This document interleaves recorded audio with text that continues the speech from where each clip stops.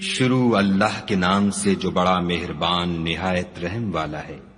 اور نہ وہ اندھو ناک ہوں گے، اور جنہوں نے ہماری آیتوں کو جھٹلایا ان کی نافرمانیوں کے سبب انہیں عذاب ہوگا۔ کہہ دو کہ میں تم سے یہ نہیں کہتا کہ میرے پاس اللہ تعالیٰ کے خزانے ہیں، اور نہ یہ کہ میں غیب جانتا ہوں، اور نہ تم سے یہ کہتا ہوں کہ میں فرشتہ ہوں۔ میں تو صرف اس حکم پر چلتا ہوں جو مجھے خدا کی طرف سے آتا ہے۔ کہہ دو کہ بھلا اندھا اور آنکھ والا برابر ہوتے ہیں؟ تو پھر تم غور کیوں نہیں کرتے؟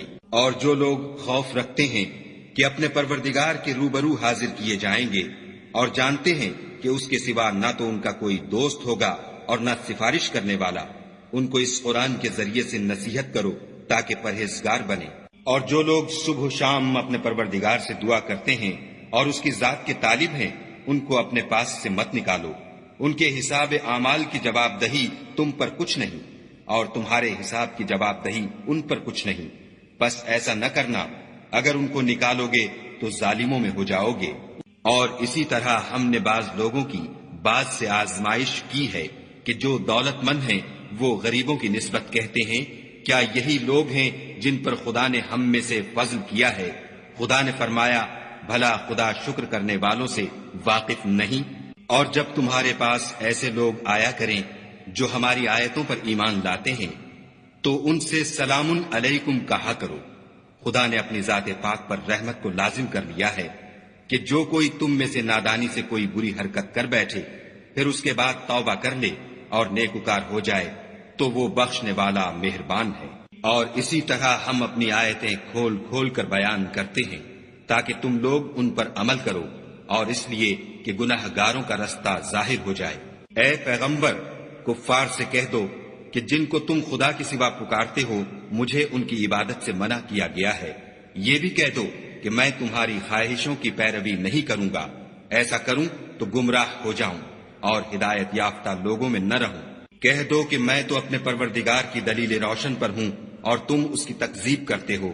جس چیز یعنی عذاب کے لیے تم جلدی کر رہے ہو وہ میرے پاس نہیں ہے، ایسا حکم اللہ ہی کے اختیار میں ہے۔ وہ سچی بات بیان فرماتا ہے اور وہ سب سے بہتر فیصلہ کرنے والا ہے۔ کہہ دو کہ جس چیز کے لیے تم جلدی کر رہے ہو اگر وہ میرے اختیار میں ہوتی تو مجھ میں اور تم میں فیصلہ ہو چکا ہوتا، اور خدا ظالموں سے خوب واقف ہے۔ اور اسی کے پاس غیب کی کنجیاں ہیں جن کو اس کے سوا کوئی نہیں جانتا، اور اسے جنگلوں اور دریاؤں کی سب چیزوں کا علم ہے، اور کوئی پتا نہیں جھڑتا مگر وہ اس کو جانتا ہے، اور زمین کے اندھیروں میں کوئی دانہ اور کوئی ہری یا سوکھی چیز نہیں ہے مگر کتاب روشن میں لکھی ہوئی ہے۔ اور وہی تو ہے جو رات کو سونے کی حالت میں تمہاری روح قبض کر لیتا ہے، اور جو کچھ تم دن میں کرتے ہو اس سے خبر رکھتا ہے، پھر تمہیں دن کو اٹھا دیتا ہے تاکہ یہی سلسلہ جاری رکھ کر زندگی کی مدت معین پوری کر دی جائے۔ پھر تم سب کو اسی کی طرف لوٹ کر جانا ہے۔ اس روز وہ تم کو تمہارے عمل جو تم کرتے رہتے ہو ایک ایک کر کے بتائے گا، اور وہ اپنے بندوں پر غالب ہے اور تم پر نگہبان مقرر کیے رکھتا ہے، یہاں تک کہ جب تم میں سے کسی کی موت آتی ہے تو ہمارے فرشتے اس کی روح قبض کر لیتے ہیں اور کسی طرح کی کوتاہی نہیں کرتے۔ پھر قیامت کے دن تمام لوگ اپنے مالک برحق خدا تعالیٰ کے پاس واپس بلائے جائیں گے۔ سن لو کہ حکم اسی کا ہے اور وہ نہایت جلد حساب لینے والا ہے۔ کہو بھلا تم کو جنگلوں اور دریاؤں کے اندھیروں سے کون مخلصی دیتا ہے جبکہ تم اسے عاجزی اور نیاز پنہانی سے پکارتے ہو، اور کہتے ہو اگر خدا ہم کو اس تنگی سے نجات بخشے تو ہم اس کے بہت شکر گزار ہوں۔ کہو کہ خدا ہی تم کو اس تنگی سے اور ہر سختی سے نجات بخشتا ہے، پھر تم اس کے ساتھ شرک کرتے ہو۔ کہہ دو کہ وہ اس پر بھی قدرت رکھتا ہے کہ تم پر اوپر کی طرف سے یا تمہارے پاؤں کے نیچے سے عذاب بھیجے، یا تمہیں فرقہ فرقہ کر دے اور ایک کو دوسرے سے لڑا کر آپس کی لڑائی کا مزہ چکھا دے۔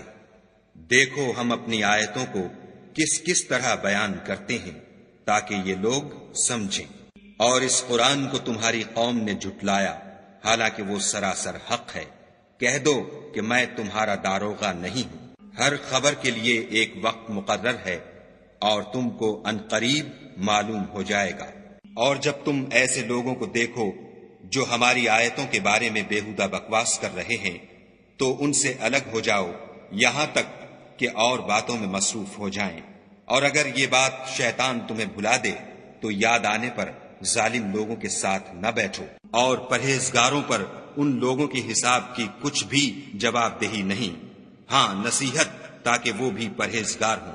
اور جن لوگوں نے اپنے دین کو کھیل اور تماشا بنا رکھا ہے اور دنیا کی زندگی نے ان کو دھوکے میں ڈال رکھا ہے، ان سے کچھ کام نہ رکھو، ہاں اس قرآن کے ذریعے سے نصیحت کرتے رہو تاکہ قیامت کے دن کوئی اپنے اعمال کی سزا میں ہلاکت میں نہ ڈالا جائے۔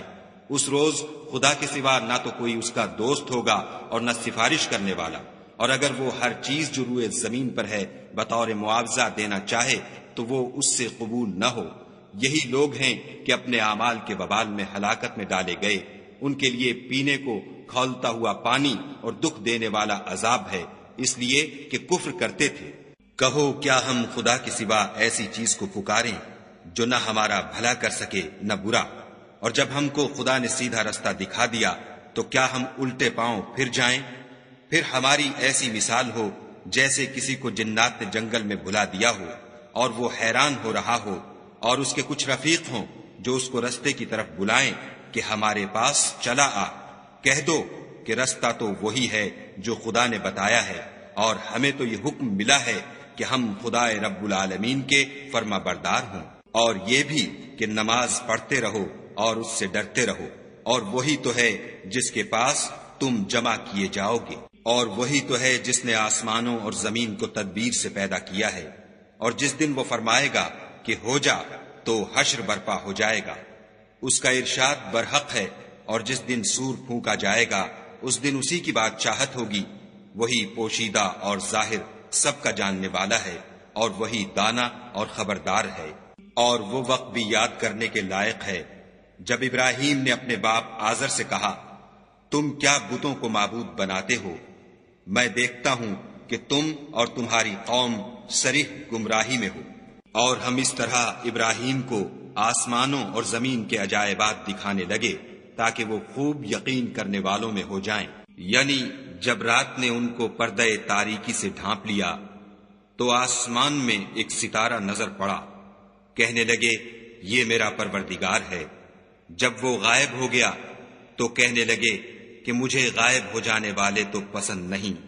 پھر جب چاند کو دیکھا کہ چمک رہا ہے تو کہنے لگے یہ میرا پروردگار ہے، لیکن جب وہ بھی چھپ گیا تو بول اٹھے کہ اگر میرا پروردگار مجھے سیدھا رستہ نہیں دکھائے گا تو میں ان لوگوں میں ہو جاؤں گا جو بھٹک رہے ہیں۔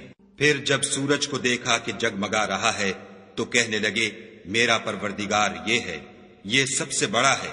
مگر جب وہ بھی غروب ہو گیا تو کہنے لگے لوگو جن چیزوں کو تم خدا کا شریک بناتے ہو میں ان سے بیزار ہوں۔ میں نے سب سے یکسو ہو کر اپنے تئیں اسی ذات کی طرف متوجہ کیا جس نے آسمانوں اور زمین کو پیدا کیا ہے، اور میں مشرکوں میں سے نہیں ہوں۔ اور ان کی قوم ان سے بحث کرنے لگی تو انہوں نے کہا کہ تم مجھ سے خدا کے بارے میں کیا بحث کرتے ہو؟ اس نے تو مجھے سیدھا رستہ دکھا دیا ہے، اور جن چیزوں کو تم اس کا شریک بناتے ہو میں ان سے نہیں ڈرتا، ہاں جو میرا پروردگار کچھ چاہے۔ میرا پروردگار اپنے علم سے ہر چیز پر احاطہ کیے ہوئے ہے، کیا تم خیال نہیں کرتے؟ بھلا میں ان چیزوں سے جن کو تم خدا کا شریک بناتے ہو کیوں کر ڈروں، جبکہ تم اس سے نہیں ڈرتے کہ خدا کے ساتھ شریک بناتے ہو جس کی اس نے کوئی سند نازل نہیں کی۔ اب دونوں فریق میں سے کون سا فریق امن اور جمعیت خاطر کا مستحق ہے؟ اگر سمجھ رکھتے ہو تو بتاؤ۔ جو لوگ ایمان لائے اور اپنے ایمان کو شرک کے ظلم سے مخلوط نہیں کیا ان کے لیے امن اور جمعیت خاطر ہے، اور وہی ہدایت پانے والے ہیں۔ اور یہ ہماری دلیل تھی جو ہم نے ابراہیم کو ان کی قوم کے مقابلے میں عطا کی تھی، ہم جس کے چاہتے ہیں درجے بلند کر دیتے ہیں۔ بے شک تمہارا پروردگار دانا اور خبردار ہے۔ اور ہم نے ان کو اسحاق اور یعقوب بخشے اور سب کو ہدایت دی، اور پہلے نوح کو بھی ہدایت دی تھی، اور ان کی اولاد میں سے داؤد اور سلیمان اور ایوب اور یوسف اور موسیٰ اور ہارون کو بھی، اور ہم نیک لوگوں کو ایسا ہی بدلہ دیا کرتے ہیں۔ اور زکریا اور یحییٰ اور عیسیٰ اور الیاس کو بھی، یہ سب نیکوکار تھے، اور اسماعیل اور الیسع اور یونس اور لوط کو بھی، اور ان سب کو جہان کے لوگوں پر فضیلت بخشی تھی، اور بعض کو ان کے باپ دادا اور اولاد اور بھائیوں میں سے بھی، اور ان کو برگزیدہ بھی کیا تھا اور سیدھا رستہ بھی دکھایا تھا۔ یہ خدا کی ہدایت ہے، اس پر اپنے بندوں میں سے جسے چاہے چلائے، اور اگر وہ لوگ شرک کرتے تو جو عمل وہ کرتے تھے سب ضائع ہو جاتے۔